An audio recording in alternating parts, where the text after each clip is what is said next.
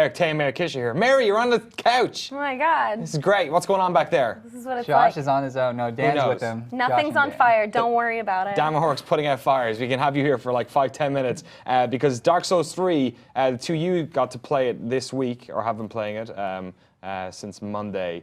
And I know you're kind of in the same boat as me because you've played Bloodborne, but you're not a big Souls fan. Correct. That's the same for me. But Mary, you're a fan of the series and you've been playing them all. Just the Dark Souls ones. All, yeah. I didn't play Demon Souls, but yeah. So I guess the question is, what is your initial impression of Dark Souls 3? What's new, first of all, Mary? Yeah, there's a lot of new stuff that they're adding to try to revamp it. First of all, you're way faster. They've increased your stamina, and stamina regens faster. So I think they're taking a little bit from Bloodborne, and they're trying to get you to move around and dodge a little bit more, although it is still very focused on using a shield and then attacking, although that's not Tay's way. Tay likes to dodge. But you'll find in a lot of these fights, I can easily run away and I can kind of dodge. I can run past enemies really quickly, which you weren't able to do in previous games, but I think they're encouraging it more. They want you to be moving around a little bit more. So the stress test was it just Monday? So it was Friday, last week, was it? Yeah, it was Friday to Sunday at specific time periods. We had about 3 hours each day to try it out. There were 4 new classes. Well, I mean, like, there was 4 classes that were playable. I think there was only 2 before this stress test. So the 2 new ones is the Academy Assassin. And the Herald of White. And the Herald of White. And they both have magic. The Herald of White is kind of more of like, I wouldn't call him like a cleric paladin, but he has the ability to buff himself, his attack and his defense as one of his spells. And then the other one allows him to heal, and then he also has lightning strike. And then the Academy Assassin is very magic based. They have 3 magic moves. There's a dagger, which is really quick. There's a longer move that kind of does a little bit more damage. And there's just this giant circular sword move, which is really rad. So another new thing is there's a mana bar, and they're letting you regen your mana at bonfires, and then they also have an Ash Estus Flask, which is similar to your regular Estus Flask. It just regens your mana. And because of that Estus Flask, you can just burn through your mana. Like, you can just go, go, go, and pretty much do magic tricks all day, which I thought they always tried to not let you do a lot of ranged attacks in Dark Souls. They want you to be up close. They like that close combat. But with the Magic Man, you can just rain down Hogwarts on these you motherfuckers. can just run train on pretty much everyone from a long distance. I found it a little OP, but the problem with judging this is that it's a stress test. This isn't a demo. This isn't a preview build. A lot of this stuff isn't final yet. I even asked them. Yeah, well, it's not until March, so presumably that's a lot right. of this is still There's still some stuff that they're working on here. I asked them about the cap on your health.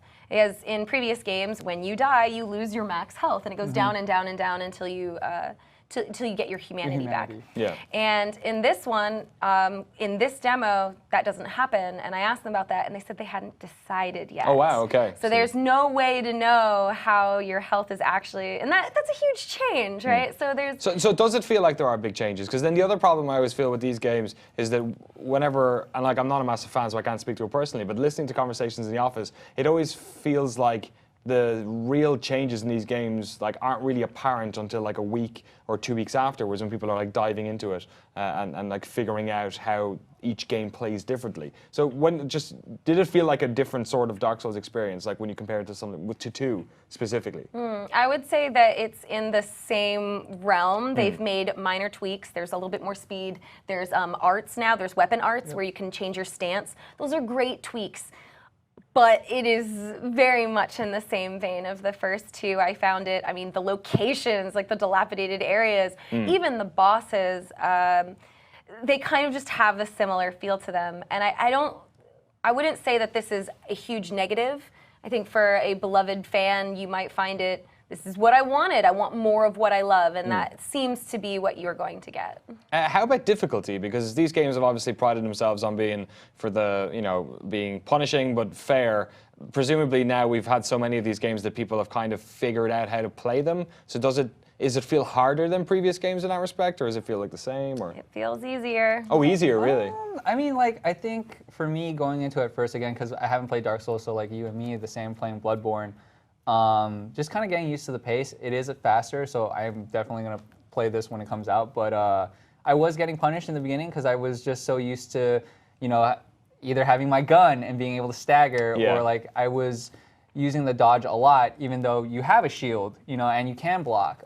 And that's a very Dark Souls thing to do, right? But I was playing it like Bloodborne. You know, it's just like, I'm gonna dodge everything. And I think, like after, like the first time you go through Bloodborne, it's kind of a struggle getting through each part of it, but then you learn and you get better, right? And then your second playthrough, you start going, okay, how do I refine all those things I did? And then like you're trying to pull off all these visceral attacks, all these backstabs and all those things. And I think that's going to come with time, especially with this game. So I think it's still hard. Like how hard, you know, I didn't play Dark Souls 2, so it's hard to say, but I think there's still like a slight learning curve because you're still learning like enemy types attack moves, right? That's really what these games are about. It's like learning how they're going to attack you, like what are their attack patterns, like. But then that's probably a lot of this is probably new for you. Yep. So did you feel like that, Mary, or did you think you had all the enemies figured out largely because they're similar to the previous game? He's right. There is a learning curve. You know, that boss takes a lot of time to take down. I felt in general, though, because I am familiar with a lot of the way you would see a generic skeleton guy, that I knew how to take him down.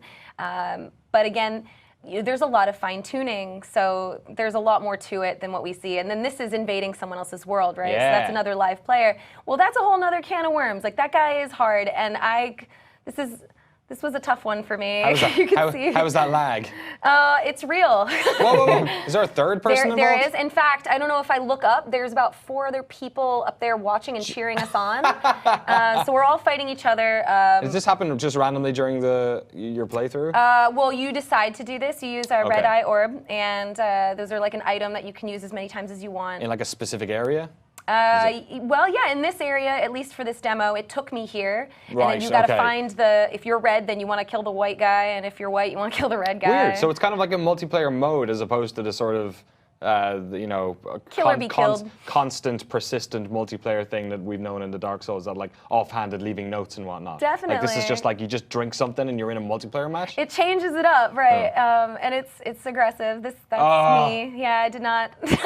Come on, 3-on-1. I did not survive. But yeah, the messages are still there. So like most of them, at least from the test when we played, were pretty legit. There were some trolls, like I read one where it's like, illusionary wall ahead, and it's literally right in front of you, and I was a dumbass and I tried to walk forward, and then like I was like, wait, that didn't work, and then I tried hitting it didn't work, you know. But there's still co-op too, so that's pretty fun. You're supposed to vote those down or up based on I how totally legit voted they that are. one down once Me too. I appraised it with a negative. Right, when I walked into I've been the doing wall, the same in Assassin's Creed Syndicate. Yeah, 2 stars. Oh yeah, We'll talk about that in a little while. That's coming up. Stay tuned. But yeah, I think in terms of another thing that you want to see from a Dark Souls game, from Dark Souls 1 that had these really wonderful, intricate levels, that when you went into an area, you came out maybe back at the beginning where you started, and they would have these wonderful ways of weaving the world in and out. So you always felt like you were in this labyrinth that never ended. It was really beautifully done. I was a big fan of that. In Dark Souls 2, not so much. You kind of went to the end and then you turned around and you came back. In this demo, even though it was very small, this stress test, everything warped back. Cool. And there were parts where it wouldn't let me go forward, but if I looked out in the distance, I could see where it was going, and it was coming back around. So it looks like the level is more, it's more intricate, and it's more about weaving it back to where you began, which is really exciting for me because I'm excited to see how they do that. There's nothing better than getting to the end of an area and taking an elevator and finding out that you just saved yourself 20 minutes. Like, that's such a good feeling. Exactly, the most satisfying thing in that game. Those came back in Bloodborne as well. And it's a good feeling to know that even if, like, how do you know that you've progressed in a game like that? You know, you always feel like you don't progress. But when you get to a bonfire, or you use your souls and level up, or you get one of those elevators and you unlock a door, like, I've done something. I accomplished a lot, and I've saved myself a lot of time. So it's good to see that those are making a return. Excellent. So you guys optimistic then about Bloodborne going? It's so or sorry, not Bloodborne, Dark Souls 3. It's crazy to think like it's another game to look forward to. But it's not out for like another 6 months. It's good though. That's good. That's good. It is. You know, we got time to play all our winter titles. You know, you got the Fallouts, the Tomb Raiders of the world, Bloodborne expansion on its way. You know, Halo, obviously, and Assassin's Creed. So we have all that time to play that stuff, and then right around the corner next year, you know, we'll have a Dark Souls game. But I'm excited. It looks good. Again, haven't played a Dark Souls game, but Bloodborne totally got me hooked, got me into it. Nice. And after playing the stress test, I'm ready to play this one. So Excellent. looking forward to it. All right, we better let you guys get back to actually running the show before the fire consumes us all. Erick, Tay, Mary Kish, thanks so much for coming on and talking to us about Dark Souls 3.